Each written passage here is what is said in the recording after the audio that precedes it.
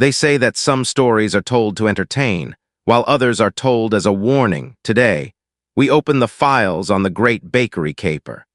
Before we step into the shadows, make sure you've joined our circle by subscribing so you never miss a crumb of intrigue. I'm your host, Marcel, and I'm about to whisk you into a tale that smells of butter mischief and a dash of French absurdity. Picture this: Paris, 1962.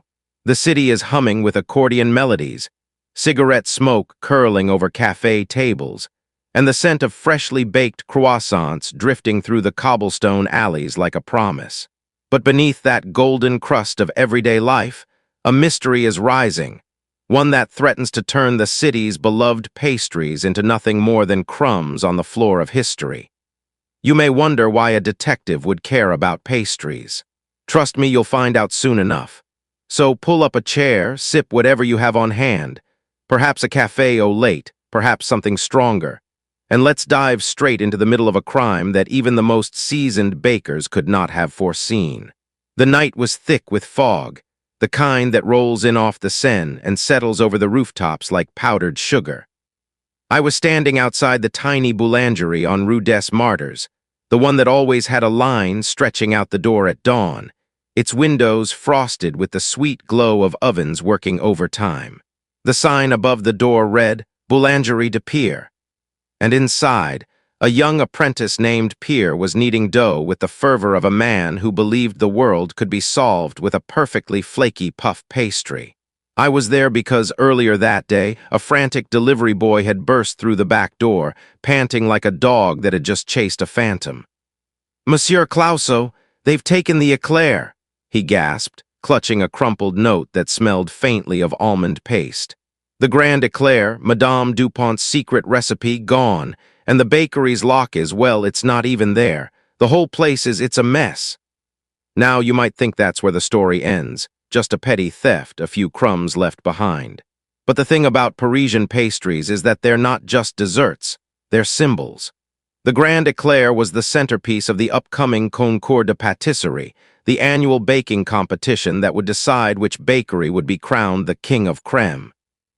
If the eclair vanished, the competition would crumble, and the city's morale, already teetering after a particularly rainy summer, would be left with a sour aftertaste. Enter Inspector Jacques Clouseau, the man whose name alone could make a croissant rise. He arrived in a flurry of mismatched socks, a trench coat that seemed to have been stitched together from several different fabrics, and a magnifying glass that was, frankly, too large for any reasonable detective work. He stumbled through the bakery door with the grace of a cat on a marble floor, his mustache twitching as if it sensed the mystery itself. "Ah, bonsoir, mon ami," he declared, tipping an imaginary hat. "I am Inspector Clouseau, and I shall." He tripped over a sack of flour, sending a white cloud billowing into the air. I could hear the gasp of the apprentices, the clatter of pans, and the soft sigh of the old wooden floorboards protesting his arrival. "Solve this case?" he finished, wiping flour from his coat as though it were a stray crumb on a tuxedo. "Tell me, young man, what happened?" Pierre, the apprentice, was a lanky fellow with a flour-dusted apron and eyes that flickered between terror and curiosity. He swallowed hard, his cheeks puffed with the effort of holding back a sob. "Monsieur Clouseau, we were just about to finish the eclair. Madame Dupont had been working on it for weeks, her secret ganache, the caramelized sugar, the delicate puff. And then—" He gestured dramatically toward the back room, where the lock on the pantry door hung crookedly from the hinge, its bolt missing entirely. "The lock is gone, and the eclair, it's gone. The whole thing vanished, like a puff of steam." Clouseau's eyebrows rose in a perfect arc, his eyes narrowing behind those thick lenses. "A lock without a bolt, an eclair without a crumb. Most intriguing." He paced the narrow kitchen, his shoes squeaking on the tiled floor, and then stopped, pointing at a faint trail of powdered sugar that led from the pantry to the street. "Ah, the culprit has left a breadcrumb trail. We shall follow it, yes." I could not help but laugh, a sound that seemed to echo off the copper pots and copper pans. "Inspector, you really think this is a clue?" Clouseau turned to me, his expression solemn. "My dear Marcel, every crumb tells a story, and this one, This one tells us that the thief is either very hungry or very meticulous. Just then, a sudden clatter erupted from the alley behind the bakery. A figure darted out of the shadows, clutching something wrapped in a newspaper. The figure was small, quick, and disappeared into the night before anyone could get a good look. The only thing left behind was a small, crumpled piece of parchment with a single line scrawled in hurried ink. La prochaine fois plus sacré. Pierre's hands trembled as he unfolded the note. La prochaine fois plus sacré. Next time sweeter. Who would write something like that? Clouseau stared at the note, his lips pursed. Ah, the signature of a gourmand villain, a thief who not only steals but also critiques. The audacity! He turned to the audience. Yes, I'm talking to you, dear listeners, his voice dropping to a conspiratorial whisper. You see, my friends, this is not merely a theft. It is a challenge, a culinary duel of wits. And we shall answer it with the only weapon we possess, the truth, seasoned with a pinch of absurdity. At that moment, the bakery's bell jingled, announcing the arrival of Madame Dupont herself. A woman of formidable presence, her hair coiffed in the perfect 1960s bob, her eyes as sharp as a pastry chef's knife. She stepped into the kitchen, her gaze sweeping over the chaos, her nostrils flaring at the faint scent of missing sugar. "Inspector Clouseau," she said, her voice a blend of silk and steel. "I trust you have a plan." Clouseau bowed dramatically, almost toppling over a sack of rye flour. "Madame Dupont, fear not. I have already deduced that the thief is someone who knows our recipes, someone who has access to the pantry, someone who—" He paused, looking directly at Pierre, who shifted his weight nervously. "Someone who could be among us." Madame Dupont's eyes narrowed. "Are you implying one of my apprentices is behind this?" Pierre's face turned the color of a freshly baked baguette. "Non, madame. I swear," Clouseau raised a hand, his fingers fluttering like a moth's wings. "Patience, my dear, let us not jump to conclusions. Instead, let us examine the evidence." He knelt beside the broken lock, his magnifying glass hovering over the rusted hinges. He tapped the metal with his pinky finger, producing a faint, melodic chime. "Ah, a note!" He lifted a small, silver key from the floor, its teeth tarnished but still functional. A key, perhaps left by the thief in a moment of haste. Or perhaps a gift from the baker to the baker. Madame Dupont took the key, turning it over in her hand. "I have never seen this before. It looks old." Clouseau's eyes widened. "Old, you say? Perhaps it belongs to an old secret." He was cut off by a sudden, high-pitched squeal. The bakery's old cat, Monsieur Whiskers, leapt from the counter, scattering a tray of madeleines onto the floor. The cat, a black and white tuxedo with a penchant for drama, stared at the inspector with an expression that seemed to say, "I know something you don't." Clouseau, ever the opportunist, crouched down to the cat's level. "Ah, Monsieur Whiskers. You are a witness, no? Speak, dear feline, for the truth lies in your whiskers." The cat flicked its tail, then darted toward the back door, pausing to look back as if beckoning us to follow. Pierre, still shaking, stepped forward, his apron fluttering like a flag in a windstorm. "Monsieur Clouseau, perhaps we should check the alley. The thief might have dropped something." Clouseau nodded his hat, his invisible hat tipping in approval. "Excellent suggestion, mon ami. Let us pursue the trail of sugar and suspicion." We stepped out into the night, the cobblestones glistening with a thin film of rain that reflected the flickering street lamps like tiny mirrors. The alley behind the bakery was narrow, the walls plastered with faded advertisements for Le Café de la Nuit and Bistrot du Coin. The scent of fresh bread was replaced by the metallic tang of rain and the faint perfume of a distant perfume shop. The trail of powdered sugar led us to a small, dimly lit doorway marked Chez Marcel. Not to be confused with me, the narrator, though I do wish I had a shop of my own. Inside, the air was thick with the smell of strong coffee and something else, something sweet, almost intoxicating. A low hum of conversation drifted from the back room.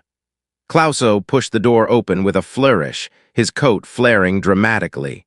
"Ladies and gentlemen, Inspector Clouseau is here to investigate a pastry pilferage," he announced, his voice echoing off the cracked plaster.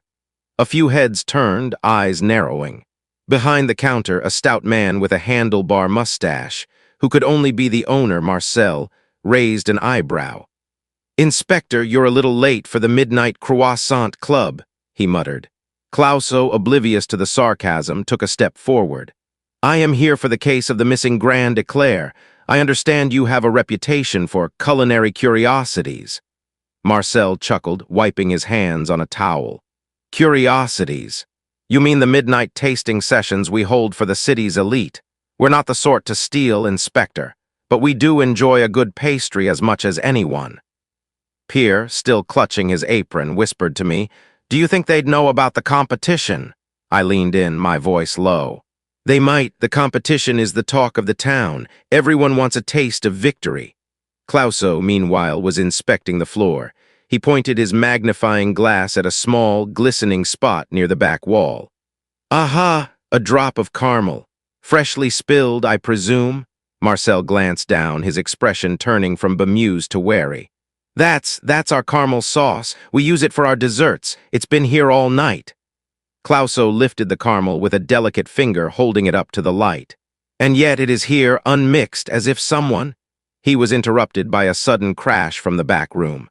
The door swung open, and a figure emerged, clutching a sack that bulged with something soft and golden. The figure's face was hidden behind a scarf, but the silhouette was unmistakable.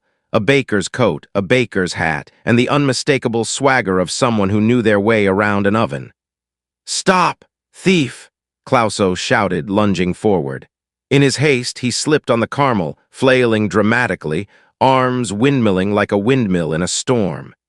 He crashed into a stack of baguettes, sending them toppling like dominoes. The sack burst open, scattering pastries across the floor, croissants, pain au chocolat, and at the very center a perfectly formed eclair, its glossy chocolate glaze catching the dim light like a beacon. The thief froze, eyes wide. For a moment the alley was silent, except for the distant clatter of a tram and the soft patter of rain on the cobblestones. Then, with a swift motion, the figure hurled the eclair toward the inspector. It landed on Clouseau's forehead with a soft splat, the chocolate glaze dripping down his nose in a comical, sticky cascade. The crowd gasped, then burst into a mixture of laughter and applause. The thief, seeing the absurdity of the situation, lowered the scarf, revealing a young woman with a mischievous grin and a flour-dusted cheek. "Inspector Clouseau," she said, bowing dramatically, "I am Colette, the apprentice from Patisserie L'Étoile. I took the eclair to prove that my master's secret recipe could survive any test. I wanted to see if the city would notice its absence before the competition. I thought it would be a culinary experiment." Clouseau, still dripping with chocolate, stared at her, then slowly raised his magnifying glass to his eye and inspected the eclair's glaze. "Ah, a bold experiment indeed. But you see, dear Colette, you have committed a crime most sweet." Colette's cheeks flushed a deeper shade of pink than the raspberry jam she used in her tarts. "I didn't mean any harm. I just wanted to see if the competition would still be fair if the best pastry was gone." Pierre stepped forward, his voice trembling but firm. "Madame Dupont, I think we all understand the pressure of the competition. But stealing is not the answer." Madame Dupont, who had followed us into the alley, placed a hand on Pierre's shoulder. "Pierre, you are right. We must uphold the honor of our craft." Clouseau, now wiping chocolate from his eyes with a napkin, turned to the audience. "Yes, you, dear listeners," his voice booming with theatrical gravitas. "Ladies and gentlemen, we have uncovered the thief, the motive, and the missing eclair. Yet the case is far from closed. For you see, the Grand Eclair is only one piece of a larger puzzle. Who else might have a stake in this competition? Who else could have a secret recipe worth stealing?" He glanced at the scattered pastries, then at Colette, whose eyes glimmered with a mixture of embarrassment and defiance. "Colette, you have a talent, no doubt. But talent without honor is like a soufflé that never rises, full of potential, yet destined to collapse." She lowered her head, sighing. "I'm sorry, I thought I could prove myself." Clouseau placed a hand on her shoulder, his grip surprisingly gentle. "Apology accepted, mademoiselle, but we must now consider the larger picture. The competition is tomorrow and the city expects a spectacle. We cannot have our beloved pastries, our heritage, reduced to a game of cat and mouse. At that moment, a sudden rustling came from the shadows behind a stack of crates. A figure emerged, cloaked in a dark coat, a fedora pulled low over his eyes. He carried a briefcase that clinked with the sound of metal, perhaps a set of knives, perhaps something else entirely. The figure's voice was low, almost a whisper.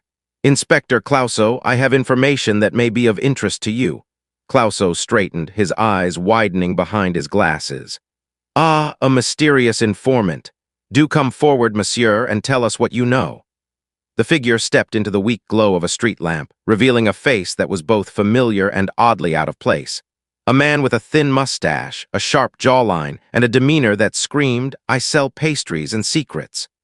It was none other than Monsieur René, the owner of the neighboring pâtisserie, known for his flamboyant macarons and his even more flamboyant rumors. René tipped his hat, a mischievous smile playing on his lips. "Good evening, Inspector. I heard about the Eclair incident. I must say it has caused quite the stir in the culinary community.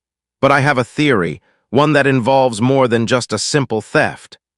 He opened his briefcase, revealing a stack of handwritten notes, each one meticulously dated and annotated. "You see, the Grand Eclair is not the only prize at stake. There is a secret, an ancient recipe passed down through generations, rumored to be hidden somewhere in Paris. The competition is merely a front, a distraction while the true prize is sought." Clouseau's eyebrows rose in a perfect arc. "An ancient recipe, a hidden treasure, this is getting deliciously complicated." René chuckled, the sound echoing off the stone walls. "Indeed, and I have reason to believe that the thief is not acting alone.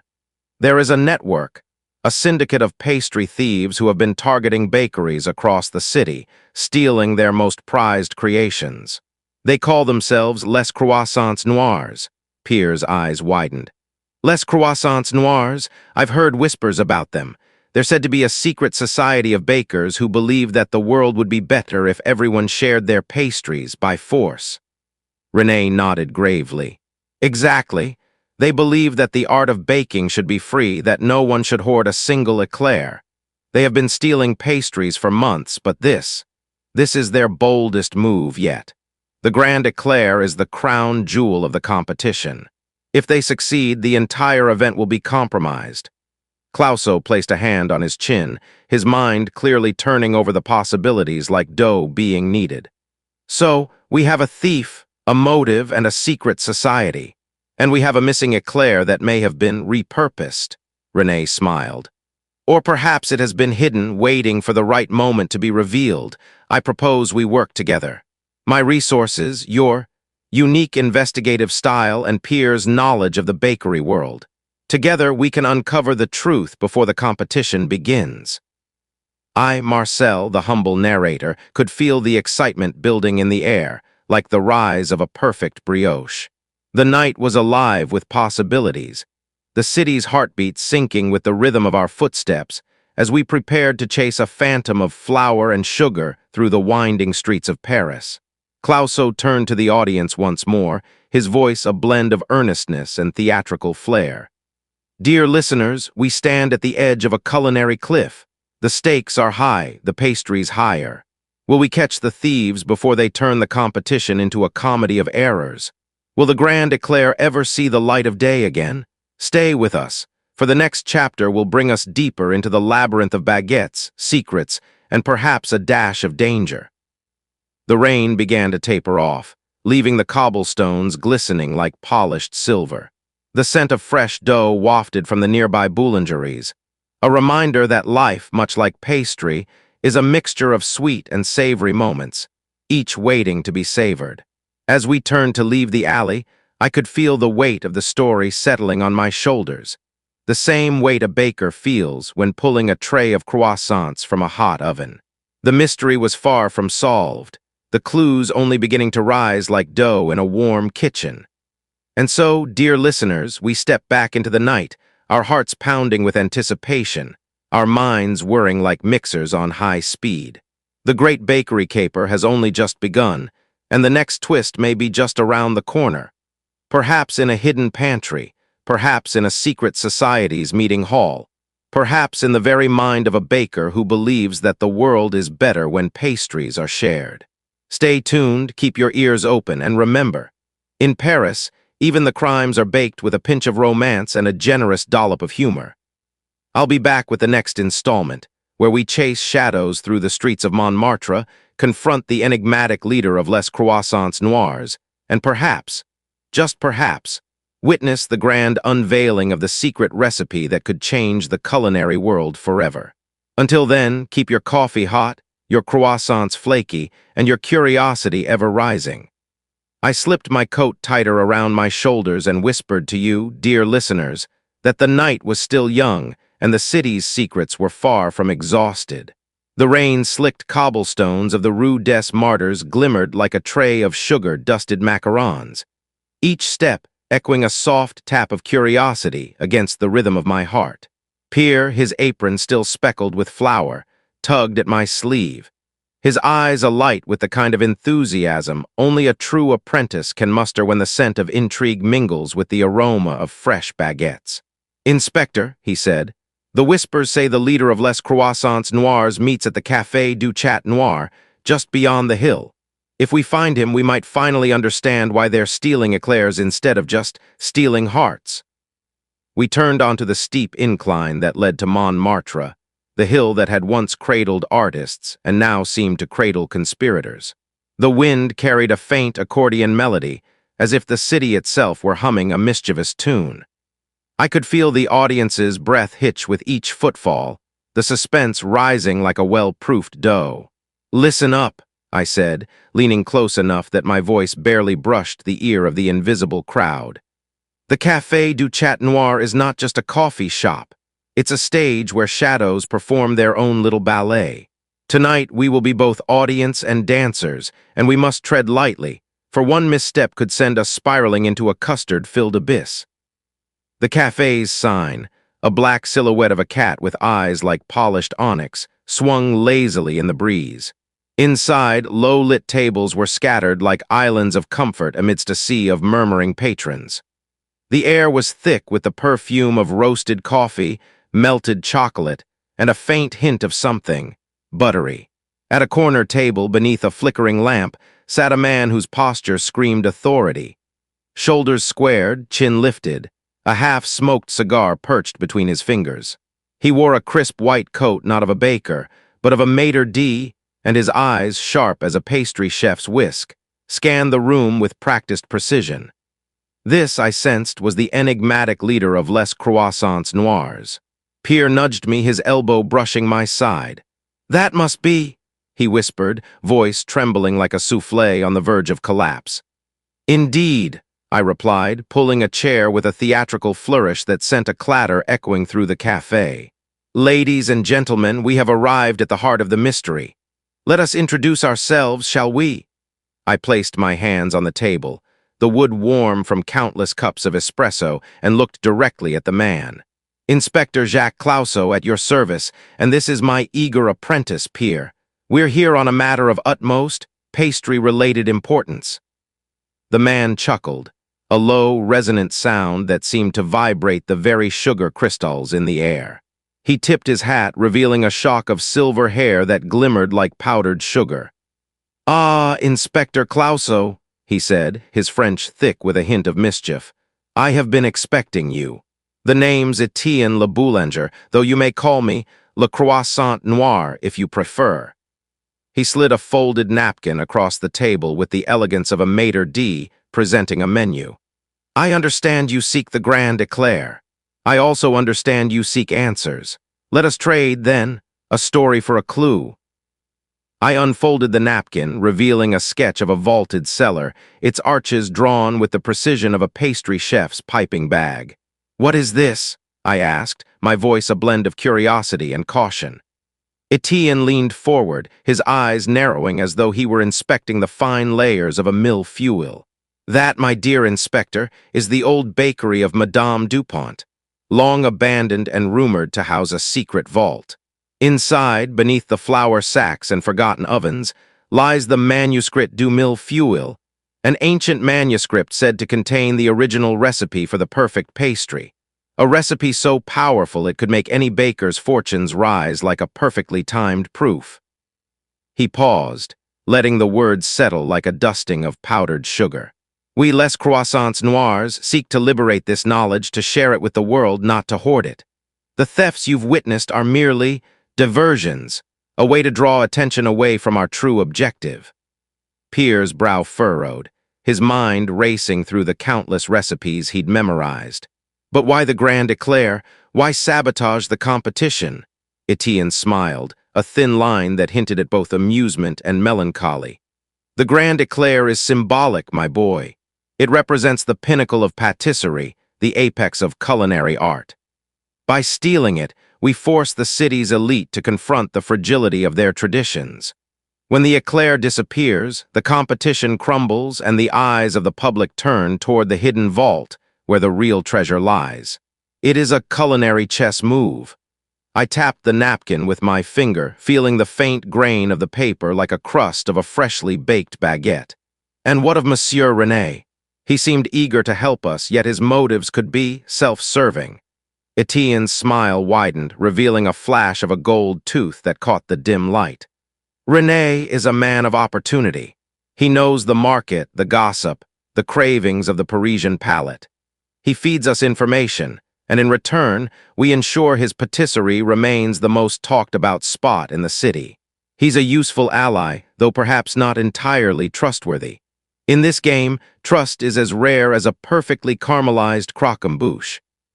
A sudden clatter erupted from the kitchen door as a young waitress rushed out, balancing a tray of steaming croissants. One of them slipped, landing with a soft thud on the floor, and the buttery aroma burst into the air, momentarily distracting us from the gravity of the conversation. I seized the opportunity, leaning in to whisper, "Etienne, if the manuscript is truly hidden beneath Madame Dupont's bakery, we must secure it before the competition's judges arrive tomorrow morning. The city cannot afford a scandal that would turn its beloved pastries into political ammunition." He tapped his cigar, the ember glowing like a tiny sunrise. "You are correct, Inspector. That is why we have arranged a meeting tonight, under the guise of a midnight tasting. Our members will converge at the cellar, each bringing a piece of the puzzle, a clue, a key, a morsel of information. You, however, will have to prove your worth. We will test your palate, your ingenuity, and perhaps your ability to resist a well-timed eclair." Pierre's eyes widened, a mixture of excitement and terror. "A test? What kind of test?"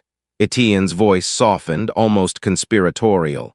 "We will present you with 3 pastries, each representing a different facet of the secret. The first is a simple madeleine, light and airy, symbolizing the innocence of the original recipe. The second is a decadent tart tatin, its caramelized apples hidden beneath a flaky crust, representing the layers of deception we have woven. The third is a mysterious creation we call Le Fantôme. It is a pastry that appears empty, but when you bite into it, a burst of flavor erupts, revealing the hidden truth. Choose wisely, and you will earn the key to Madame Dupont's cellar. Choose poorly, and you may find yourself, well, let's just say you'll be stuck in a dough-filled limbo." I could feel the audience's pulse quicken, the anticipation rising like a well-proofed dough in a warm oven. "Very well," I said, my voice steady despite the absurdity of the situation. "We accept your challenge. Pierre, are you ready to taste the future?" He nodded, his cheeks flushed with the vigor of youth. "I'm ready, Inspector. Let's show them that a baker's heart beats faster than any detective's intuition." Etienne gestured to the kitchen, where a young chef was arranging a silver platter with meticulous care. The first pastry, the madeleine, sat daintily on a porcelain saucer, its shell a delicate curve that seemed to whisper promises of childhood afternoons spent at a grandmother's knee. I lifted it, feeling its lightness, and took a bite. The flavor was pure, a subtle almond scent that danced on my tongue, evoking memories of simpler times. I could almost hear the distant laughter of children playing near the Seine, their voices mingling with the clatter of café cups. "Excellent," Etienne murmured, his eyes flickering with approval. "The innocence of the original recipe is intact. You have passed the first test." Next came the tart tatin, its caramel glaze glistening like amber under the dim light. I sliced through the golden crust, the apples sighing as they gave way, releasing a sweet, buttery perfume that filled the room. The first bite was a symphony of textures, crisp pastry, soft fruit, a hint of vanilla. Yet underneath lay a subtle bitterness, a reminder that every sweet triumph carries a hidden edge. I chewed thoughtfully, feeling the layers of deception settle like crumbs in my mouth. "You see," Etienne said, his voice low, "the truth is often concealed beneath a veneer of sweetness. You have tasted the deception, and you have not been fooled." Finally, the mysterious Le Fantôme was presented on a plain white plate, its surface seemingly empty. I stared at it, perplexed, until a faint scent of cinnamon and orange zest teased my nostrils. I lifted the fork, and as I pierced the invisible pastry, a soft pop resonated, and a burst of citrus-spiced foam erupted, filling the air with a fragrant cloud. The taste was both ethereal and grounding, a fleeting whisper of something profound, then a lingering aftertaste that hinted at a secret yet to be revealed. Etienne clapped his hands, a sound that echoed like the ringing of a bakery's bell at closing time. "Bravo, Inspector! You have proven yourself not only a detective of clues but a connoisseur of nuance. The key to Madame Dupont's cellar is yours, hidden within this very napkin." He slid the napkin back across the table, now bearing a tiny brass key etched with the silhouette of a croissant. Pierre's hands trembled as he took the key, his fingers brushing the cool metal. "What now, Inspector?" he asked, his voice barely above a whisper. I looked into the camera of our unseen audience, feeling the weight of the moment settle upon my shoulders like a sack of flour. "Now," I said, "we follow the breadcrumbs, we chase the scent of sugar through the labyrinthine alleys of Paris, and we uncover a secret that could change the very fabric of patisserie forever." I stood, adjusting my coat, and extended a hand to Pierre. "Come, my young friend. The night is still young, and the city's ovens are still warm. Let us find Madame Dupont's cellar before sunrise, before the judges taste a world without its most prized eclair." We stepped out of the Café du Chat Noir, the brass key glinting in the pale moonlight. The streets of Montmartre seemed to pulse with a new rhythm, each footstep a drumbeat in the symphony of our pursuit. As we turned onto Rue des Abysses, I could feel the audience's anticipation rising, a collective gasp waiting to be released. The adventure was far from over. In fact, it was just beginning. The great bakery caper had taken us deeper into the heart of Paris, into shadows where flower and mystery intertwined, and into a world where the line between detective work and pastry art was as thin as a wafer. I turned to you once more, dear listeners, and whispered, "Keep your ears tuned, your taste buds ready, and your curiosity as insatiable as a hunger for fresh croissants at dawn. The next chapter will see us descend into the forgotten cellar, confront the hidden guardians of the manuscript du Millefeuille, and perhaps, just perhaps, witness the moment when a secret recipe is finally revealed, for better or for worse." The night stretched before us like an unbaked dough, waiting for the right touch to rise. With Pierre at my side and the brass key warm in his palm, we vanished into the winding lanes, the echo of our footsteps mingling with the distant clatter of a baker's oven, promising that the next act would be as rich and layered as the finest Parisian pastry. The night air in Montmartre smelled like a mixture of fresh baguettes, and the faint, lingering perfume of cigarette smoke that escaped from the cafes that never truly closed. I could hear the distant hum of a street accordion, its melancholy notes weaving through the cobblestones like a ghostly waltz. Pierre clutched the brass key so tightly his knuckles turned white, and I could see the excitement in his eyes flicker like the flame of a gas stove. "Inspector," he whispered, "do you really think the key will open Madame Dupont's cellar? She's been guarding that manuscript for decades, and no one has ever been, let's say, invited inside." I smiled, the kind of smile that says, "I have a plan, and it involves a lot of accidental brilliance." "My dear apprentice," I said, "the best recipes are discovered when you're willing to break a few eggs. And sometimes, you have to break a few doors as well." We turned down a narrow alley that led us to the back of La Pâtisserie du Rêve. the bakery whose croissants were rumored to be so buttery they could melt the heart of a stone statue. The sign above the door was a hand-painted illustration of a moonlit eclair, its glossy glaze catching the silver light. A tiny brass plaque read, "Closed for the night, do not disturb." Of course, we were not about to be deterred by a polite sign. I knocked 3 times, then twice, then once, in a rhythm that I hoped sounded like a secret code. The door creaked open a sliver, revealing a gaunt man with a flour-dusty apron and eyes as sharp as a whisk. He stared at us as if we were the ingredients that had accidentally fallen onto his floor. "Good evening, Monsieur Boulanger," I announced, attempting the sort of gravitas I'd seen in old noir films. "I'm Inspector Jacques Clouseau, and this is my assistant, Pierre. We're here on official business." The baker raised an eyebrow. "Official business? In the middle of the night? Do you have a warrant?" Pierre, ever the eager apprentice, produced a folded piece of parchment from his pocket. It was a hastily drawn sketch of a croissant, annotated with the words "Key to the Secret" in my scrawl. "It's a map," he said, his voice trembling. The baker stared at the drawing, then at the key in Pierre's hand, then back at the drawing, and finally burst into a nervous laugh. "Ah, you must be the ones the pastry police sent. Come in, come in. We'll discuss this over a cup of café au lait and perhaps a slice of something else." We entered the bakery, and the warmth hit us like a fresh batch of pain au chocolat straight from the oven. The scent of caramelized sugar and toasted almonds wrapped around us, and the faint clatter of a rolling pin in the back room reminded me that the night was far from over. The baker, whose name, as I later learned, was Monsieur Léon, led us to a small back room where a single table held a steaming pot of coffee, a half-eaten eclair, and a stack of parchment scrolls. He set the coffee down, and with a flourish that would have impressed even the most seasoned maitre d', he produced a tiny silver box. "This," he said, tapping the lid, "is the lock that guards Madame Dupont's cellar. Only the true bearer of the croissant's spirit may open it.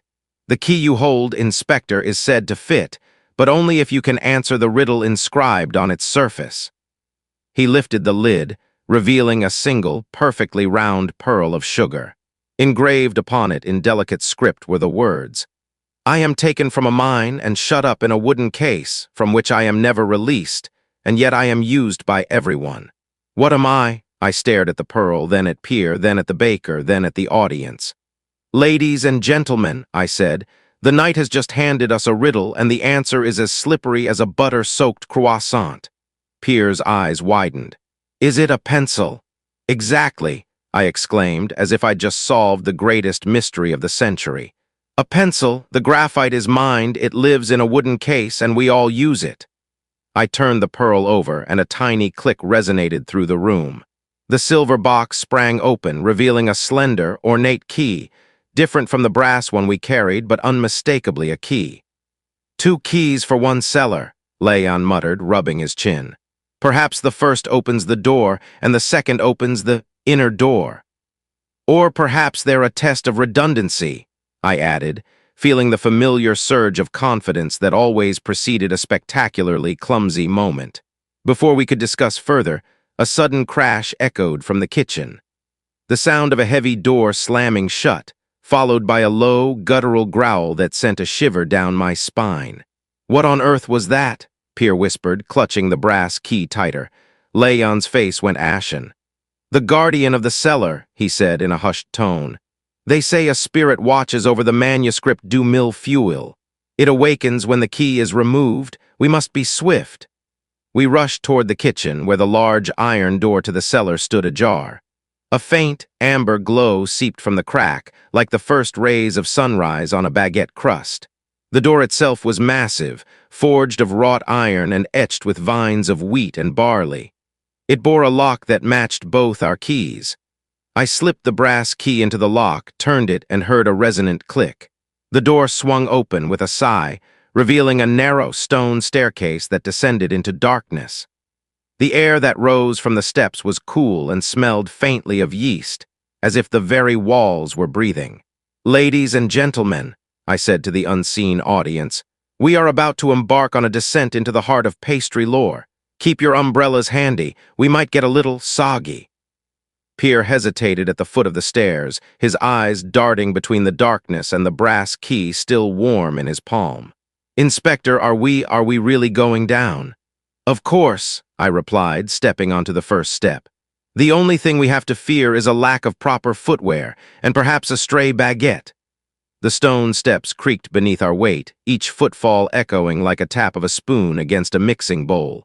The further we descended, the more the walls seemed to close in, their surfaces covered in faded frescoes depicting bakers kneading dough, ovens blazing, and most intriguingly, a cloaked figure holding a golden scroll. Halfway down, the lights flickered, and a low hum filled the air, a sound that reminded me of a mixer on low speed. Then, out of the shadows, a figure emerged. It was not a man nor a beast, but a towering sculpture made entirely of twisted baguettes, its crusty limbs reaching toward us like the arms of an overzealous pastry chef. The Guardian, Leon's voice echoed from somewhere above, the protector of the secret recipe. I stared at the baguette Guardian, its golden crust glistening in the dim light, crumbs falling like snow. Excuse me, sir, I said, but could you perhaps step aside? We're in a bit of a hurry. The baguette Guardian made a sound like a crust cracking, and then with a sudden motion it lunged forward. Pierre let out a high-pitched squeal, and I instinctively reached for my pocket. Out fell a small, folded napkin, one of those I always carried for quick notes. I unfolded it, revealing a doodle of a croissant with a tiny arrow pointing to a hidden compartment. Ah, I exclaimed, the key isn't just for the door, it also unlocks the Guardian's weakness. I thrust the brass key into a small, barely noticeable slit at the base of the baguette's crust. The metal sang as it turned, and the Guardian shuddered, its crust cracking like a freshly baked loaf. With a final, dramatic crumble, the baguette collapsed into a pile of crumbs that scattered across the stone floor, leaving a clear path forward. Pierre let out a relieved sigh, and I felt a surge of triumph.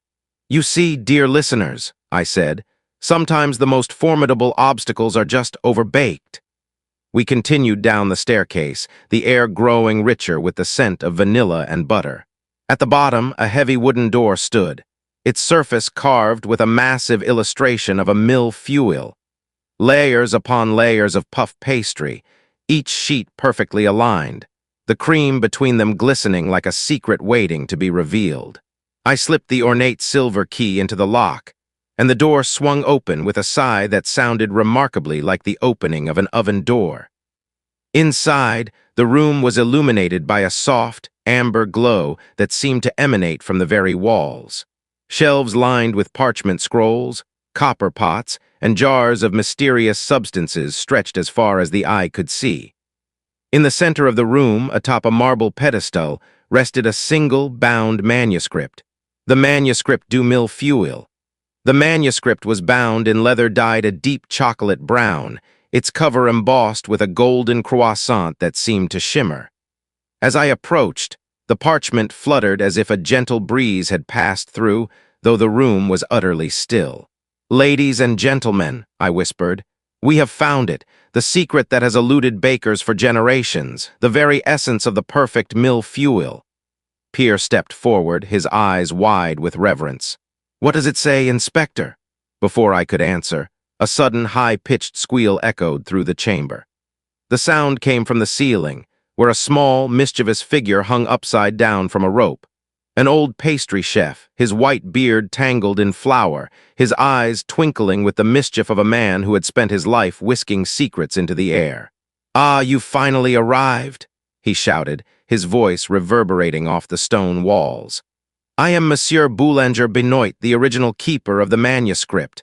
I have been waiting for someone worthy enough to claim it, and foolish enough to bring a detective with a penchant for tripping over his own coat. I blinked. You're a ghost? Benoit laughed, a sound like a rolling pin hitting a wooden table. Not a ghost, mon ami, a guardian of tradition. I have been bound to this cellar for decades, ensuring that only those with true love for pastry may claim the secret.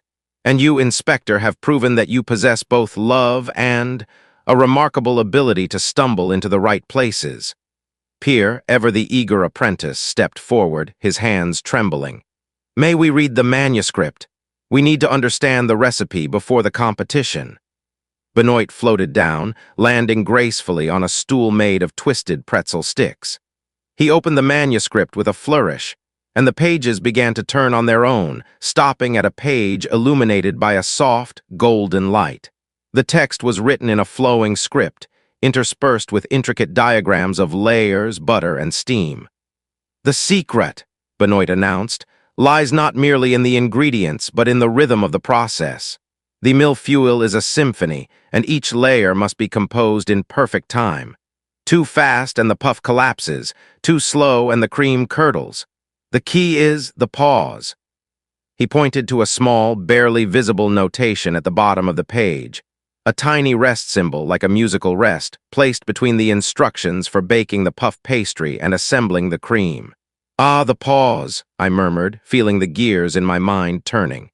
"A moment of silence, a breath between the layers. It's what gives the millefeuille its airy lightness, its delicate balance." Pierre's eyes lit up. "So the secret isn't a hidden ingredient, but a technique, a timing."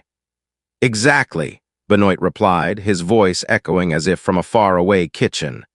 "The baker must listen to the dough, feel the heat, and most importantly, respect the pause. The competition judges will taste the rhythm, not just the flavor." I glanced at the audience, a grin spreading across my face. "You see, dear listeners, the greatest mysteries are often hidden in the simplest of things. A pause, a breath, a moment of stillness in a world that's always whisking."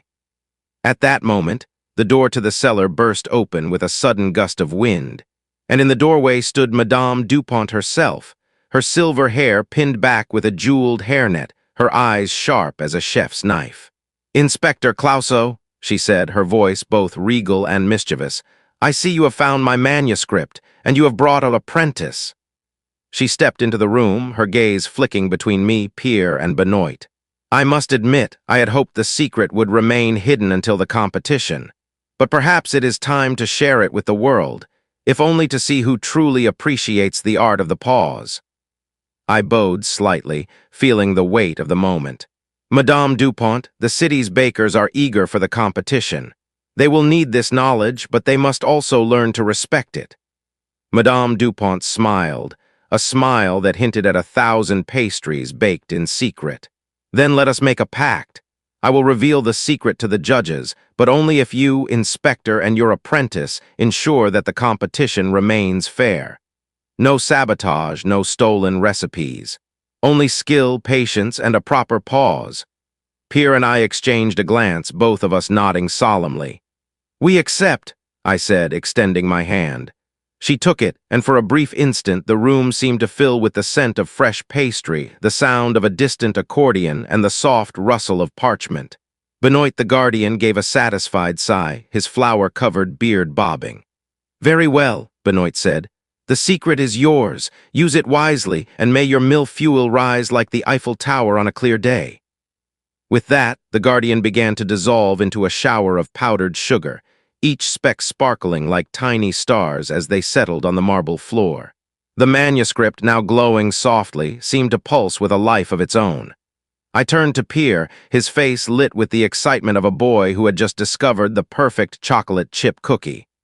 "Pierre, we have the secret. We have the key. We have the manuscript. The competition is tomorrow, and the city's bakers will be counting on us to keep the balance." Pierre nodded, his eyes shining. "What's our next move, Inspector?" I smiled, feeling the audience's anticipation rise like a well-proofed dough. "First, we must secure the manuscript. Then we must make sure the judges understand the pause. Finally, we must keep an eye on the other bakeries. Remember, the great bakery caper isn't over. Someone stole the eclairs from Le Petit Croissant just yesterday, and I suspect the thief is still out there, perhaps planning a final strike before the competition." Madame Dupont lifted the manuscript, and as she did, a soft, rustling sound emerged from the pages. A hidden compartment slid open, revealing a small, intricately carved wooden box. Inside lay a single, golden ticket, embossed with the seal of the Grand Prix de Pâtisserie. "It appears," Madame Dupont said, "that the competition's final round will be held at the Palais des Congrès tomorrow night. The judges will be expecting a showcase of the mille-feuille, among other delights. This ticket grants us access to the judges' table, and if we're lucky, a chance to present the secret to them directly. I took the ticket, feeling its weight, and slipped it into my coat pocket. Then we have a plan, mes amis. We'll infiltrate the competition, present the secret, and make sure no rogue pastry thief ruins the day. Pierre's grin widened. And what about the thief? Do we have any leads? I tapped the brass key against my thumb, the metal ringing faintly. We have a clue, Pierre. The thief left a single half-eaten eclair at Le Petit Croissant's back door. It was unusual. The eclair had a faint scent of lavender, not the usual vanilla, and the crumb pattern on the floor formed a perfect spiral like a pastry swirl. That, my dear apprentice, is a signature, an artist's flourish. Madame Dupont's eyebrows rose. Lavender eclair? That is avant-garde. Who in Paris would dare to combine such flavors? I leaned in, lowering my voice as if sharing a secret with the audience. There is only one person in this city who has both the skill and the audacity to pull off such a stunt. The infamous Mademoiselle Macaron, a phantom baker known for her daring flavor experiments and for slipping into bakeries under the cover of night, stealing pastries to remix them in her own clandestine kitchen. Pierre gasped. Mademoiselle Macaron? I thought she was just a rumor. She was real, I assured him, and she was dangerous. She's been a thorn in the side of the Parisian pastry community for years. She believes that true art lies in chaos, in stealing the familiar and turning it on its head. If she gets her hands on the secret of the mille-feuille, she could create a dessert that would eclipse every other pastry in the city, and the competition would be ruined. Madame Dupont's expression hardened. Then we must stop her, not only for the competition but for the integrity of French patisserie. I nodded, feeling the weight of responsibility settle on my shoulders like a sack of flour. Exactly. And that is why we must act swiftly. The competition is tomorrow night, but the thief could strike at any moment, perhaps even tonight. We need to set a trap, lure her into revealing herself, and secure the manuscript once and for all. Pierre looked at the brass key in his hand, then at the silver key hanging from my belt. How do we do that, Inspector? I smiled, a mischievous twinkle in my eye. We'll use the very thing she loves most, pastry. We'll create a decoy, an eclair infused with a special ingredient that will reveal anyone who eats it. A little culinary espionage. I turned to the audience, my voice dropping to a conspiratorial whisper. You see, dear listeners, I have a secret stash of powdered silver in my coat. When mixed with a hint of lavender, it creates a faint, luminescent glow that can be seen under the moonlight. If we coat the eclair with this mixture, anyone who bites into it will leave a glowing trail, like a breadcrumb trail of light, leading us straight to them. Pierre's eyes widened. That's brilliant, but where do we get the powdered silver? I tapped my pocket, feeling the small, cool metal of the brass key. I always keep a few tricks up my sleeve. I'll retrieve a tiny vial from my coat. It's a relic from my days as a junior detective when I once solved the case of the missing silverware at the Louvre. It's still with me. Madame Dupont smiled approvingly. Then let us begin. We have little time. The bakeries must be sealed, the eclair prepared, and the trap set before the moon reaches its zenith. We hurried back to the kitchen of La Pâtisserie du Rêve, where Léon the baker awaited us with a tray of fresh eclairs, still warm from the oven. The pastries were golden, their glaze shimmering like a sunrise over the Seine. I selected the largest eclair, its puffed pastry shell perfect for our plan. I opened the hidden compartment in my coat, revealing a tiny vial of powdered silver. I mixed it with a few drops of lavender essence, stirring gently until the mixture glimmered like a moonlit river. With a delicate brush, I coated the eclair, ensuring every crevice was covered in the shimmering dust. Now, I said, handing the eclair to Pierre, we place this in the back window of Le Petit Croissant. Mademoiselle Macaron will think it's a gift, a tempting treat left for her. When she takes a bite, we'll see her glow and we'll follow the trail. Pierre nodded, his determination evident. And then, I replied, we'll wait in the shadows with our flashlights ready and we'll catch her red-handed. The manuscript stays safe, The competition remains fair and will have saved Paris's pastries from a rogue's hand. We slipped out into the night, the brass key clinking softly against my belt as we made our way to Le Petit Croissant, a tiny bakery tucked away on Rue de la Lune. The shop's sign, a tiny croissant with a winking eye, glowed faintly in the street lamp's amber light. The back door was ajar, a thin sliver of darkness inviting us inside. I placed the lavender silver eclair on the windowsill, arranging it as if it were a treasure waiting to be discovered. The night was still, the only sound the distant hum of a late-night tram. We retreated to a nearby alley, crouching behind a stack of wooden crates. I whispered to Pierre, "Remember, we must stay silent. If she hears us, she may flee." He nodded, his breath visible in the cold air. We waited, the minutes stretching like a long, proofed dough, each second filled with anticipation. A soft rustle came from the bakery's interior, followed by the faint creak of a door. A figure slipped out, moving with the grace of a cat and the confidence of a seasoned thief. She was clad in a sleek black coat, her hair tied back in a tight bun, a mask covering the lower half of her face. In her hand, she held a small satchel, its contents shifting with each step. She approached the window, her eyes scanning the alley before spotting the eclair. A smile, perhaps a smirk, played on her lips as she reached for the pastry. She lifted it, inhaled the lavender scent, and took a tentative bite. For a heartbeat, nothing happened. Then, a soft, golden glow began to emanate from the eclair, spreading outward like a sunrise breaking over the rooftops. The glow intensified, outlining the thief's silhouette in a luminous halo. She froze, eyes widening as the light revealed her position. She turned, a gasp escaping her throat, and fled toward the back of the bakery, her footsteps echoing against the stone floor. Pierre and I sprang from our hiding place, our flashlights clicking on, casting beams of light across the alley. "Stop!" I shouted, my voice echoing off the walls. The thief skidded to a halt, her back pressed against the bakery's brick wall. The glow from the eclair traced a luminous path across the floor, leading directly to her. She turned to face us, and for a moment, I could see the faint flicker of fear behind her mask. "Who are you?" Pierre demanded, his voice shaking but resolute. She lifted her mask, revealing a face that was both striking and familiar. A young woman with striking green eyes, a cascade of auburn hair, and a smudge of flour across her cheek. She wore a chef's jacket emblazoned with the words Mademoiselle Macaron in elegant script. I am merely a baker," she said, her voice soft but defiant. "I have no desire to ruin your competition. I merely seek inspiration." I raised an eyebrow, turning to the audience as if to ask, "Is this a confession or a ruse?" The night air seemed to hold its breath. "Look," she continued, gesturing toward the glowing eclair, "I didn't steal any pastries. I found this left on the windowsill. I thought it was a gift. I wanted to taste it to see if it could inspire a new creation. I didn't know it was a trap." Pierre stepped forward, his eyes never leaving hers. "Then why the lavender? Why the silver? Those aren't ordinary ingredients."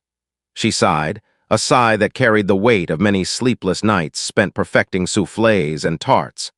"I have been experimenting with flavors that the traditionalists deem too daring. Lavender, rose, even a hint of rosemary in a macaron. I wanted to push the boundaries to create something that would make the judges gasp. But the city's bakers, the old guard, they see me as a threat. They call me a thief, a rogue. I wanted to prove myself, to show that I could create something beautiful without stealing." I lowered my flashlight, the beam softening. "Mademoiselle, you are not the first to push boundaries. The great pâtissiers of the past, Catherine de' Medici, Marie Antoinette's pastry chefs, were all innovators. The difference is they worked within the system, not against it." She looked down at the glowing eclair, the light now fading as the silver dust settled. "Perhaps I was too eager, too reckless. I didn't consider the consequences of my actions." Madame Dupont emerged from the shadows, her presence commanding. "Mademoiselle Macaron," she said, her voice firm yet compassionate, "the world of pastry is a delicate balance. Innovation is welcome, but theft is not. You have a talent, and I can see that. What if we offered you a place in the competition under the condition that you work with us, share your ideas, and respect the rules? Mademoiselle Macaron's eyes widened, a mixture of hope and disbelief flickering across her face. You would allow me to compete, after all I've done? Madame Dupont nodded. Yes, the competition is about showcasing skill, creativity, and respect for tradition. You have shown a willingness to learn. We can give you a chance, but you must abide by the code of conduct. No more stealing, no more sabotage, and you must help us protect the manuscript du mille-feuilles. The young baker hesitated, then slowly lowered her head in a respectful bow. Thank you, Madame Dupont. I will honor this opportunity. Pierre clapped his hands, a grin spreading across his face. Then the competition is saved, and the secret of the pause will be revealed to the judges as intended. I turned to the audience once more, my voice resonant with excitement. Ladies and gentlemen, the night has brought us a twist worthy of any Parisian drama. We have uncovered the thief, turned her into an ally, and secured the manuscript that holds the secret of the perfect mille-feuilles. Yet the story does not end here. Tomorrow night at the Palais des Congrès, the grand stage awaits. The judges will taste the layers of pastry, the audience will gasp at the revelation of the pause, and we will stand, perhaps a little battered, perhaps a little flour-covered, but ready to protect the heart of French patisserie. Pierre looked at me, his eyes shining.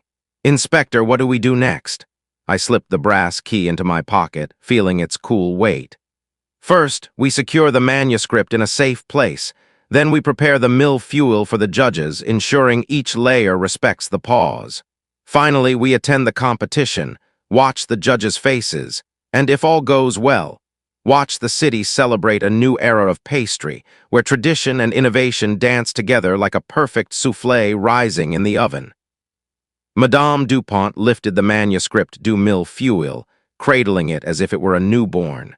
Let us return it to its rightful place, and then we shall make our final preparations. The city of Paris will soon taste the future of patisserie, and we will be the ones who guided it there. We exited the bakery, the night sky now a tapestry of stars, the moon a silver coin hanging over the rooftops. The city seemed to breathe with us, each breath a puff of steam from a distant kitchen. I felt the weight of the brass key, the silver key, the manuscript, and the responsibility they represented. The great bakery caper was nearing its climax, and the stage was set for a showdown that would determine the fate of Parisian pastries for generations. I looked directly into the unseen camera, feeling the audience's eyes upon me as if they were perched on the edge of a pastry-filled seat. Stay tuned, dear listeners, I whispered. For tomorrow night we will walk into the Palais des Congrès where the judges sit, the bakers present their creations, and the secret of the pause will finally be unveiled. Will the competition be fair? Will Mademoiselle Macaron redeem herself? Will the guardians of the manuscript keep their promise? And will I, the bumbling yet endearing Inspector Jacques Clouseau, manage not to trip over my own coat while presenting the mille-feuilles? All will be revealed in the next act. Pierre squeezed my hand, his grip firm. We're ready, Inspector. Let's make sure the world gets to taste the perfect pastry. I tipped my hat, a gesture both theatrical and sincere. Then let us go, my friends. The dawn will bring us a new day, and with it, the final chapter of the great bakery caper. The night swallowed us as we turned toward the heart of Paris, the brass key glinting in the moonlight, the manuscript safely tucked under my arm, and the promise of a perfect pause guiding our steps. The adventure was far from over. In fact, it was about to reach its most deliciously dramatic crescendo. The first light of dawn slipped through the shutters of my modest flat, painting the wooden floorboards with a golden hue that made the crumbs from last night's croissants look like tiny constellations. I stood before the mirror, adjusting my cravat with the solemnity of a man preparing for a royal audience, while Pierre, ever the eager apprentice, perched on the edge of the kitchen table, clutching a notebook filled with sketches of pastries that looked more like abstract art than edible delights. "Inspector," he whispered, eyes wide, "the judges will be here in less than 12 hours. Do you think they'll notice the key in your pocket?" I chuckled. the sound echoing off the plastered walls, and replied, "My dear Pierre, the only thing they'll notice is whether I can keep my shoes on the right feet while we walk into the Palais des Congrès, and perhaps whether I can keep my coat from catching fire when I open that manuscript." I gave the brass key a reassuring tap, feeling its cool metal against my palm, and turned back to the audience. "Ladies and gentlemen, the day of reckoning has arrived, and I, your humble inspector, must now juggle a manuscript, a mystery, and a mountain of mille-feuille without spilling a single crumb." The streets of Paris were already humming with the clatter of delivery carts and the chatter of bakers polishing their storefronts.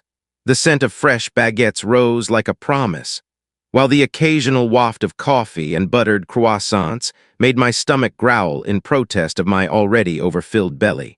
I slipped the brass key into the inner pocket of my coat, feeling the weight of destiny, or perhaps just the weight of a very heavy key, settle against my ribs. Pierre and I made our way to the Palais des Congrès, a grand building that seemed to straddle the line between modernist glass and the ornate facades of old Paris, its marble steps glinting like sugar crystals under the morning sun. As we entered the grand hall, the sheer scale of the competition took my breath away. Rows upon rows of tables were laden with the finest pastries Paris could conjure, towering croquembouches that threatened to topple, delicate madeleines that looked like tiny seashells, and most importantly, a long, gleaming table reserved for the pièce de résistance, the mille-feuille that would showcase the secret pause. The judges, a panel of stern-looking culinary aristocrats, sat upon elevated chairs, their faces a mixture of curiosity and impatience. Madame Dupont, ever the matriarch of the pastry world, stood at the head of the room, her presence as commanding as the scent of vanilla that seemed to follow her. She glanced at me, a faint smile playing on her lips, and said, "Inspector Clouseau, thank you for coming. We trust the manuscript is safe." I bowed slightly, my hat tipping just enough to reveal a stray crumb lodged in the brim, and replied, "Madame Dupont, the manuscript is under lock and key, both literally and figuratively. The only thing left to protect is the perfection of our mille-feuille." Pierre, meanwhile, was already busy setting up the station for our creation. He unfolded a pristine white cloth, laid out a tray of crisp puff pastry sheets, and arranged a delicate array of fillings. Vanilla custard, fresh strawberries, a whisper of lavender-infused cream, and a dash of powdered sugar that glistened like snowfall. "Inspector," he murmured, "the pause is the heart of the mille-feuille. If we get it wrong, the judges will taste nothing but a soggy mess." I nodded, recalling the countless nights we had spent perfecting the timing, how each layer must rest just long enough for the butter to settle, but not so long that the pastry becomes limp. I turned to the audience, my voice low enough to feel conspiratorial. "You see, dear listeners, the pause is not merely a culinary technique. It is a metaphor for life itself. Too much haste and you lose the flavor. Too much delay and you lose the essence." I glanced at the brass key, its surface catching the light, and added, "And that, my friends, is why I keep it close." Just as we began to assemble the mille-feuille, a sudden commotion erupted near the entrance. A tall figure in a crisp white chef's coat burst through the doors, his face flushed with exertion, and shouted, "Stop! The competition must be fair." He was none other than Chef Gérard Boulanger, a renowned baker whose reputation for perfection was matched only by his reputation for ruthless ambition. Gérard's eyes darted around the room, landing on the manuscript that lay open on a pedestal near the judge's table. "That manuscript belongs to the city, not to any one bakery," he declared, his voice echoing off the marble. "If we are to judge these pastries, we must ensure the secret is not used to cheat." He pointed a stern finger at me, and I felt the weight of every eye in the hall settle upon my shoulders. "Chef Boulanger," I said, attempting to keep my voice steady despite the tremor of anxiety that rose in my chest, "the manuscript is secure. It is under my protection, and we intend to use it only to honor the tradition of the pause, not to gain an unfair advantage." Gérard narrowed his eyes, his mustache twitching as if it, too, were contemplating the situation. He turned his gaze to Pierre, who stood clutching his notebook like a shield. "And you, young man, what do you know of the pause?" he demanded. Pierre swallowed, his cheeks flushing a shade of rose that matched the strawberry filling we were about to layer. I studied the manuscript with Inspector Clouseau, he stammered. We will only use it to demonstrate the art, not to cheat. Gerard snorted, a sound that seemed to vibrate the very sugar crystals on the tables, and replied, We shall see. The tension in the room was palpable, like the moment before a soufflé rises. I could hear the faint rustle of napkins, the soft clink of silverware, and the occasional gasp from the audience as they watched the baker's work. I turned to the audience once more, my eyes twinkling with a mixture of mischief and earnestness. You see, dear listeners, when you're faced with a skeptical chef and a room full of judges, the only thing you can rely on is your own steady hands and perhaps a bit of luck. And maybe a hidden brass key. I slipped the key into my pocket with a flourish, as if performing a magic trick, and smiled. Just then, a sudden clatter echoed from the pastry station opposite ours. A tray of eclairs, their glossy chocolate tops reflecting the chandeliers, toppled over, sending a cascade of custard-filled pastries onto the floor. The culprit was none other than Mademoiselle Macaron, who had slipped on a stray piece of parchment, perhaps a remnant of the manuscript's ancient pages. She scrambled to her feet, cheeks burning with embarrassment, and muttered, "Pardon, before the room erupted in a mixture of sympathetic sighs and barely concealed laughter. Madame Dupont, ever the diplomat, placed a gentle hand on Mademoiselle's shoulder and whispered, "Fear not, dear. The competition is about resilience as much as it is about flavor." I could not help but grin, feeling the absurdity of the moment settle like powdered sugar on a freshly baked croissant. I whispered to Pierre, "It appears the universe is testing our ability to keep balance, both in the kitchen and in life." We resumed our work, the pause now more than a technique. It became a mantra. Pierre carefully brushed each layer of puff pastry with melted butter, ensuring each sheet was crisp and golden, then spread a thin veil of vanilla custard, followed by a delicate drizzle of lavender cream. The strawberry slices were placed with the precision of a jeweler setting a gemstone, each one a tiny burst of color against the ivory canvas. As we assembled the layers, I felt the weight of the brass key tugging at my side, a reminder that the manuscript's secrets were within reach, but not yet fully revealed. I glanced at the judges, whose expressions ranged from intrigued to skeptical, and whispered, "Ladies and gentlemen, the pause is about to happen. Hold your breath with me."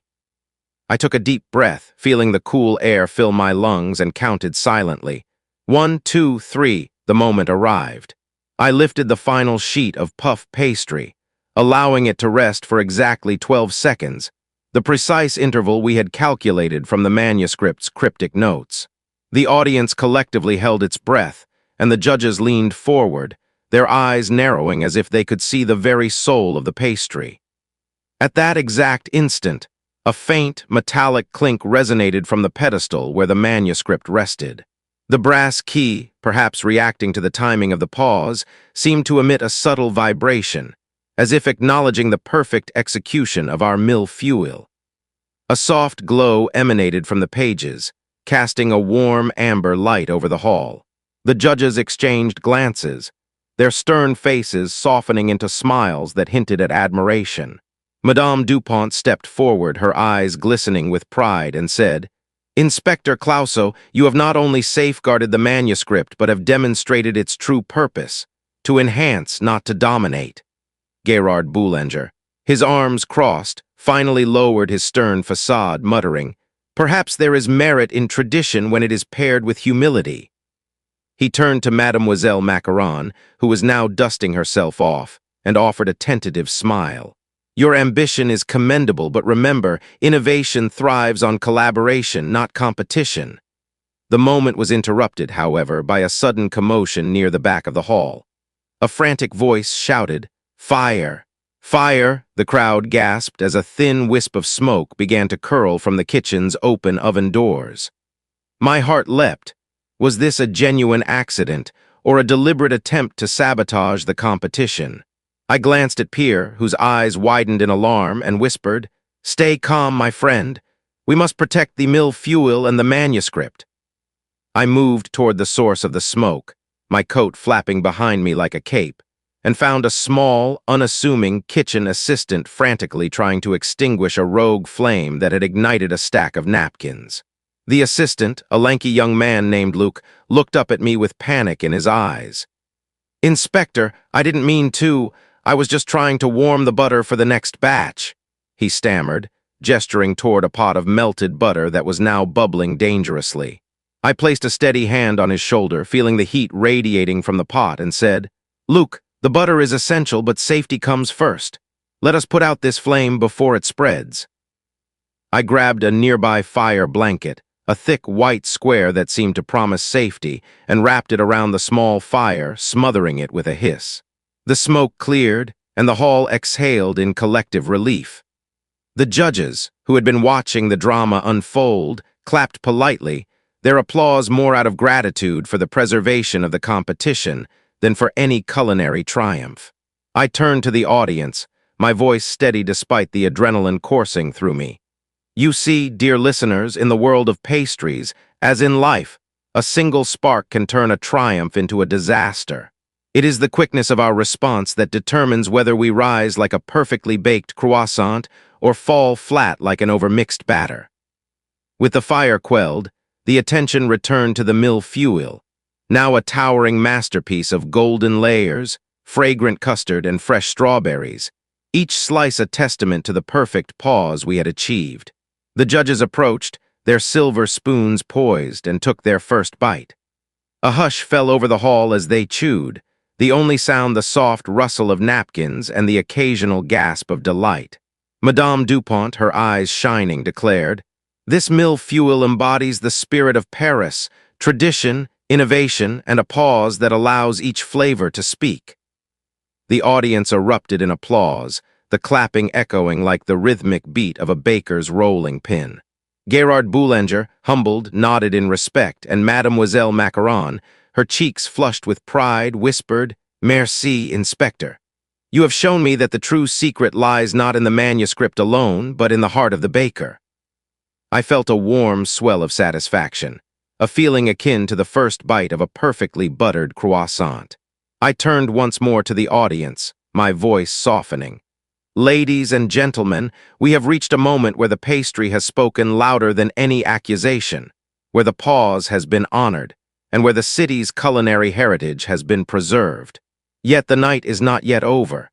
The brass key still rests in my pocket, and the manuscript, though safe for now, remains a beacon for those who would misuse its power. The question remains, who will guard it when the lights dim and the applause fades?" Just as I finished speaking, a soft, melodic chime rang from the hall's grand clock, announcing the final hour of the competition. The judges rose, their robes rustling like parchment, and began to confer. I could sense the anticipation building, like the tension before a soufflé rises. Suddenly, the lights flickered, and a low hum resonated through the marble columns. A hidden panel in the wall slid open, revealing a narrow passageway lined with ancient stone. From the shadows emerged a figure cloaked in a dark, flour-dusted coat, his face obscured by a wide-brimmed hat. He moved with a grace that suggested he had spent his life navigating kitchen back rooms and secret pantry doors. As he stepped into the light, a faint glint caught my eye. A silver key, identical in design to the brass one I carried, but tarnished with age. The mysterious figure raised a hand, and a hush fell over the hall. "Inspector Clouseau," he intoned, his voice a low rumble that seemed to echo from the depths of a bakery's oven. "The manuscript du mille-feuille was never meant to be hidden away. It is a conduit, a bridge between past and future, and I am its keeper. You have done well to protect it, but the true test lies ahead." He extended the silver key toward me, and I felt a strange pull, as if the two keys were magnetically linked. My mind raced. Was this a test, a trap, or an invitation? I glanced at Pierre, whose eyes reflected a mixture of curiosity and caution, and whispered, "What do you think, my friend? Do we accept this key, or do we reject it and risk losing the manuscript's secret forever?" Pierre's voice, though soft, carried conviction. "Inspector, we have come this far by trusting our instincts. If this man offers a key, perhaps it is the final piece of the puzzle. I turned back to the audience, my gaze steady. Dear listeners, the story has taken us from the cobblestones of Montmartre to the grand halls of the Palais des Congrès, and now to a hidden passage that may hold the answer to everything. The brass key, the silver key, the manuscript, and the pause all converge in this moment.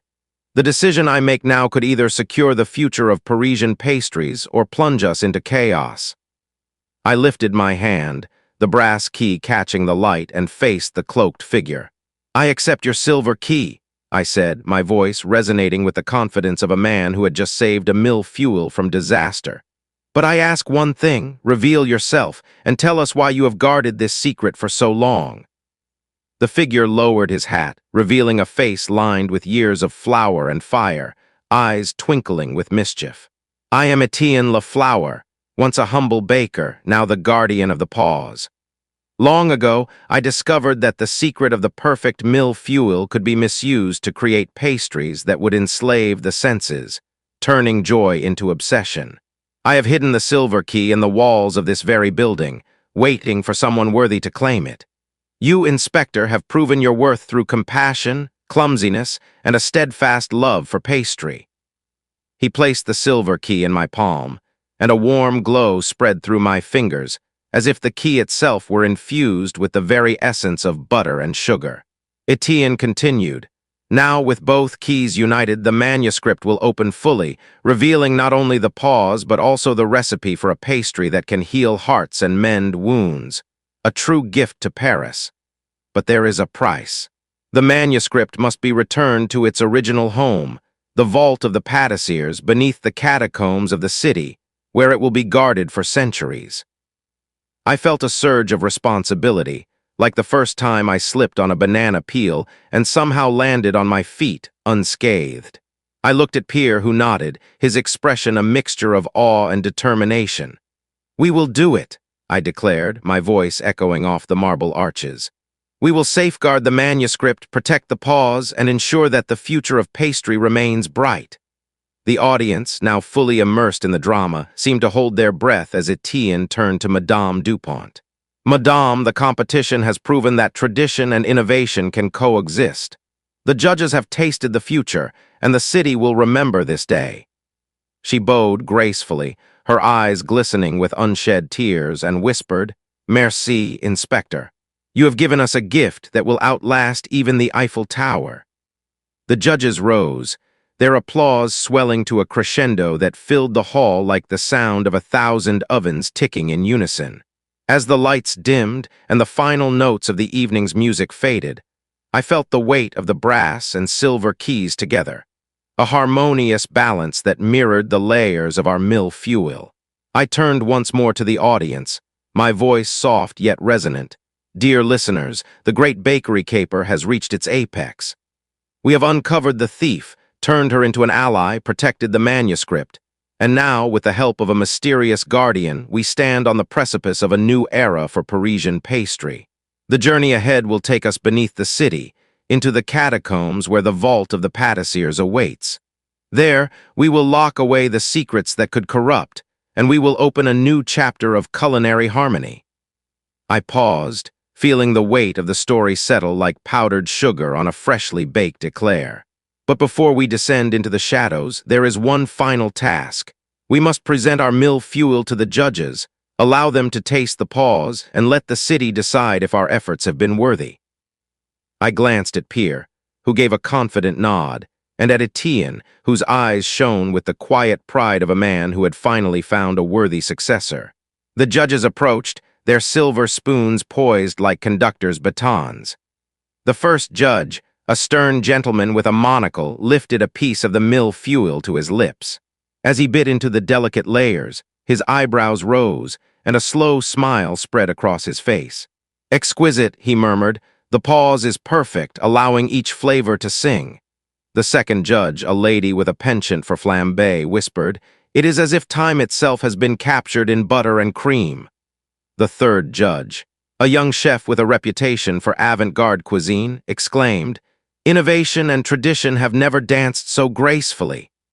The applause that followed was thunderous, reverberating through the hall like the rhythmic beat of a baker's whisk. With the competition concluded, the judges awarded the Grand Prix to our team, the first time in history that a mill fuel had won such an honor.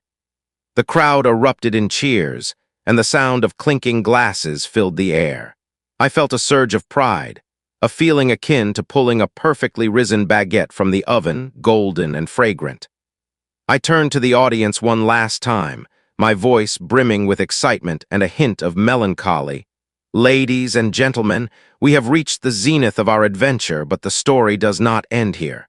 The manuscript, the keys, and the promise of the pause must now be taken to the vault of the pâtissiers, a place shrouded in legend, where the future of pastry will be guarded for generations.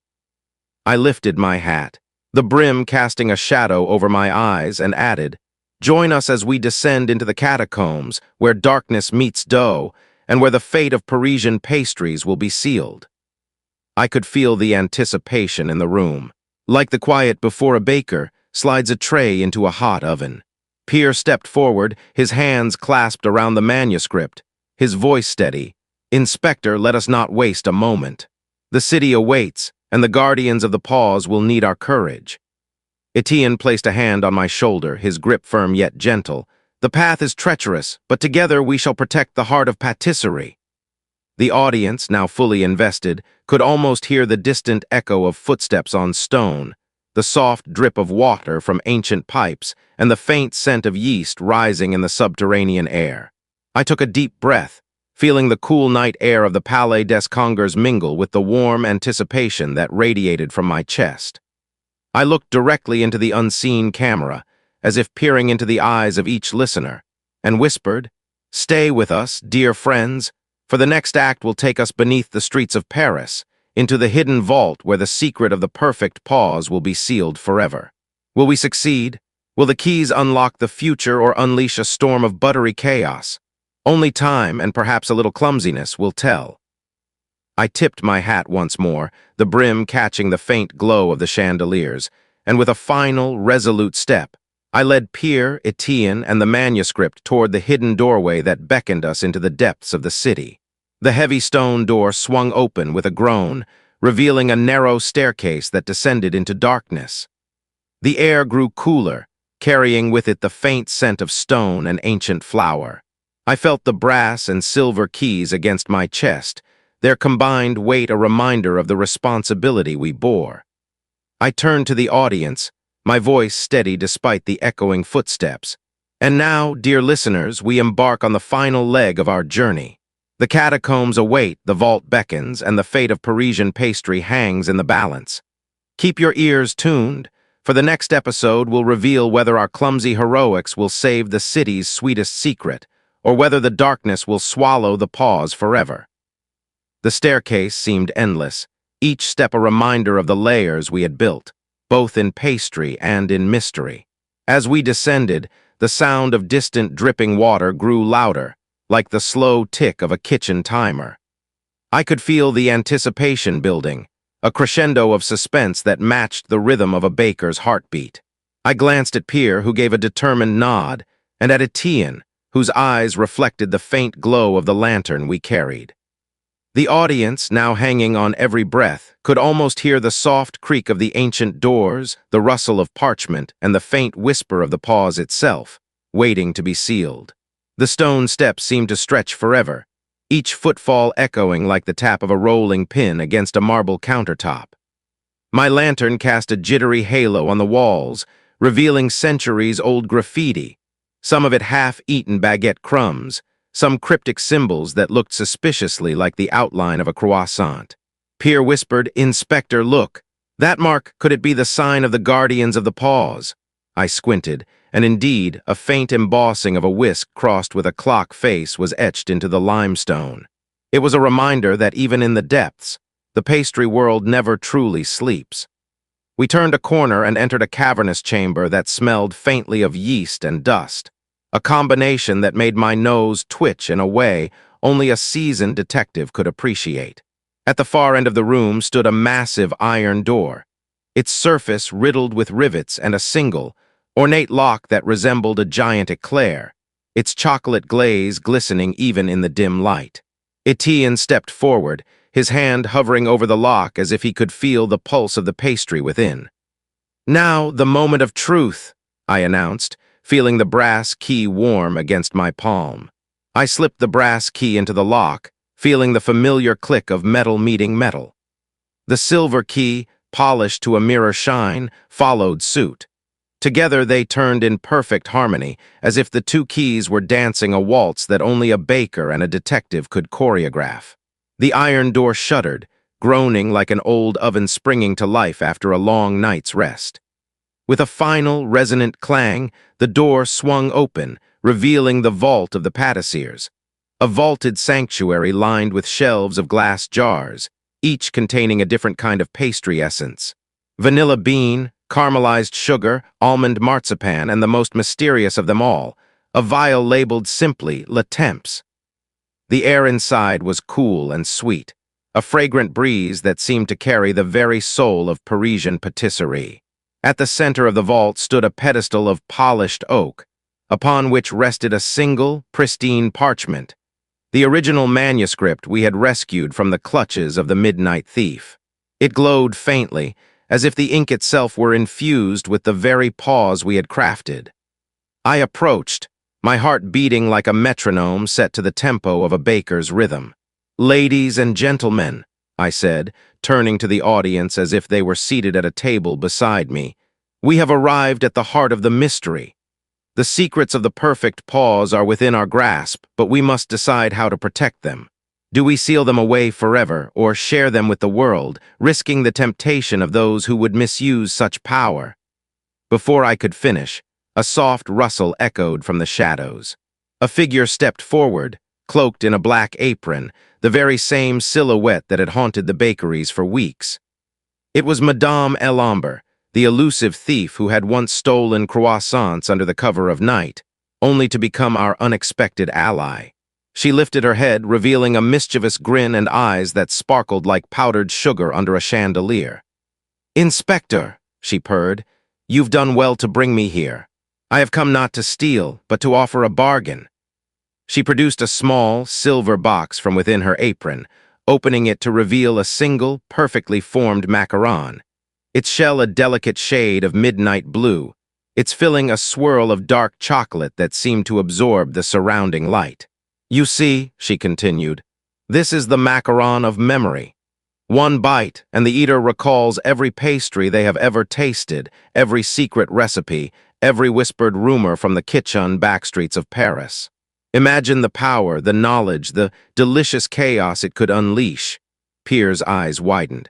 "We can't let that fall into the wrong hands, Madame, not even yours if you intend to keep it for yourself."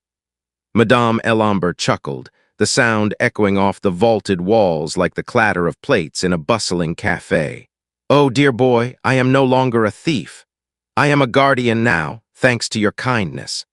I propose we seal the manuscript and the macaron together within the vault so that only those who truly understand the art of pastry may ever retrieve them. The keys we hold, brass and silver, will remain as the only means to open this sanctuary again. And should anyone attempt to breach it, the vault will release a wave of pastry-induced euphoria, rendering any would-be thieves too happy to think of crime." Etienne nodded, his expression solemn.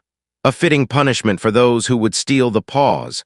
Let them be lost in a dream of endless eclairs and croissants, never to disturb the balance again." I looked back at the audience, feeling the weight of my hat slipping slightly forward, as if the brim itself wanted to lean in and listen. You see, dear listeners, the story has come full circle. The thief has become the protector, the keys have unlocked not just a door but a destiny, and the pause we created now rests within a vault that will keep it safe. Unless, of course, we decide otherwise. With a flourish that would have made any maitre d' proud, I placed the manuscript onto the oak pedestal, laying the silver and brass keys beside it.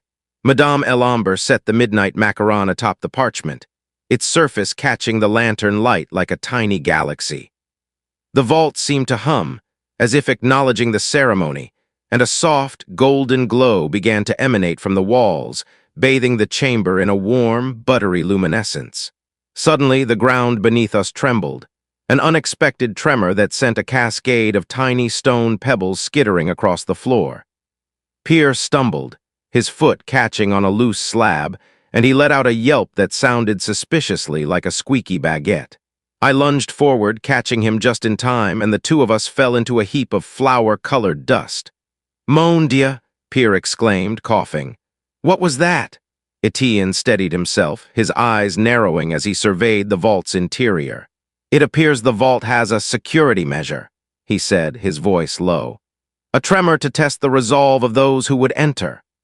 From the shadows emerged a trio of figures, each dressed in the uniform of the Parisian police, but their faces were hidden behind masks shaped like various pastries. One wore a croissant, another a eclair, and the third a giant, grinning macaron. Their steps were synchronized, their movements as precise as the folding of puff pastry. "Detective Clauso," the quasi-masked officer intoned. "We have been dispatched by the Ministry of Gastronomy to ensure the vault's contents remain secure. We cannot allow any unauthorized individuals, no matter how well-intentioned, to tamper with the secrets within." I straightened my hat, feeling the familiar blend of confidence and clumsiness that had carried me through countless investigations. "Gentlemen," I said, "or rather, pastry officers, I assure you that we are the rightful custodians of this vault. Madame Elamber has pledged her allegiance, and the keys are in my possession. We have no desire to misuse these treasures." The eclair-masked officer raised a gloved hand, revealing a small, silver whisk that glimmered ominously. "Then prove it," he said. "Present the paws to us, and we shall grant you safe passage." I glanced at Pierre, who, despite the dust, managed a brave smile. "Very well," I said, reaching into my coat pocket and pulling out a thin slice of the mille-feuille we had created earlier. The layers of puff pastry and custard shimmered, each stratum catching the vault's golden light. I lifted the slice and held it aloft, as if presenting a priceless work of art. The macaron-masked officer stepped forward, his mask glinting like a polished almond. He took the mille-feuille gently, his gloved fingers reverently cradling it. He took a bite, and for a moment the entire vault fell silent, the only sound the soft sigh of the lantern flame.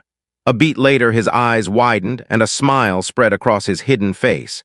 "Delicious," he whispered. "The pause is perfect. It sings." The other two officers exchanged glances, then lowered their weapons, whisks, and spatulas into their coats. "We are satisfied," the croissant officer announced. "The vault shall remain sealed, and its guardians shall be trusted." With a collective sigh of relief, the three pastry officers vanished into the shadows, their masks dissolving into a puff of powdered sugar that floated harmlessly to the floor. The tremor ceased, and the vault settled into a tranquil stillness, as if the very stones were content. Madame Elamber stepped forward, her eyes glinting with a mix of mischief and gratitude. "You have done well, Inspector," she said, placing a delicate hand on my shoulder. "The city will remember this night, not just for the competition, but for the safeguarding of its soul." Pierre, now dust-free, bowed low. "Merci, Madame, and thank you, Inspector. I have learned that a true baker must protect the art, not just create it." Etienne clasped my forearm, his grip firm. "The vault of the pâtissiers will stand for centuries, a beacon of culinary integrity. And you, my friends, have become part of its legend." I turned once more to you, dear listeners, feeling the weight of my hat settle perfectly atop my head, the brass and silver keys still warm against my chest. We have reached the end of our adventure, but as any good baker knows, the aftertaste lingers long after the final bite. I smiled, the corners of my eyes crinkling like a well-folded croissant. We have faced thieves, solved riddles, danced with danger, and ultimately protected the heart of Parisian pastry. The vault is sealed, the pause is safe, and the city can rest easy, knowing its sweetest secrets are guarded by the most unlikely of heroes. The lantern's flame flickered one last time before sputtering out, leaving the vault bathed in the soft, golden glow of the manuscript's own light. I felt a gentle breeze sweep through the chamber, carrying with it the faint scent of freshly baked bread, a reminder that even in darkness, the promise of a new loaf awaits. As we stepped back into the main hall of the Palais des Congrès, The applause from the audience rose once more, this time not for a competition, but for a story that had unfolded before their very ears. The judges, the bakers, the patrons, all gathered around, their faces alight with admiration and wonder. I lifted my hat one final time, tipping it toward the crowd. Thank you, dear friends, for joining me on this most delicious of journeys. May your own lives be filled with pauses that allow flavors to blossom, and may you always find the courage to protect what you love, even if you must do so with a bit of clumsiness and a lot of heart. The lights dimmed, the curtain fell, and the echo of our footsteps faded into the night. Yet somewhere beneath the streets of Paris, the vault of the pâtissiers remains, a silent guardian of the pause, waiting for the next brave soul to seek its secrets. And now, dear listeners, the story may be over, but the mystery lives on. Of all the choices made by Inspector Jacques Clouseau, which one led them to this fate? Tell me your theories below. If you enjoyed this tale of crumbs, clues, and comedy, be sure to like, subscribe, and share. Stay tuned for the next file, where we'll explore the legend of the midnight croissant and the secret society of night baking bakers. Until then, keep your ovens warm and your curiosity hotter.